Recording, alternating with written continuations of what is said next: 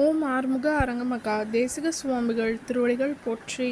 தவ திரு குருநாதர் ஆசியால் அகத்தியர் சன்மார்க்க சங்கம் தூத்துக்குடி கிளை சங்கத்தின் சார்பாக 5/6/2026 தூத்துக்குடி தப்பக்குளம் மாரியம்மன் கோவில் வளாகம் மற்றும் அரசு மருத்துவமனை வளாகத்தில் பசித்தோர் சுமார் 350 நபர்களுக்கு சாம்பார் சாதம் சிறப்பாக வழங்கப்பட்டது.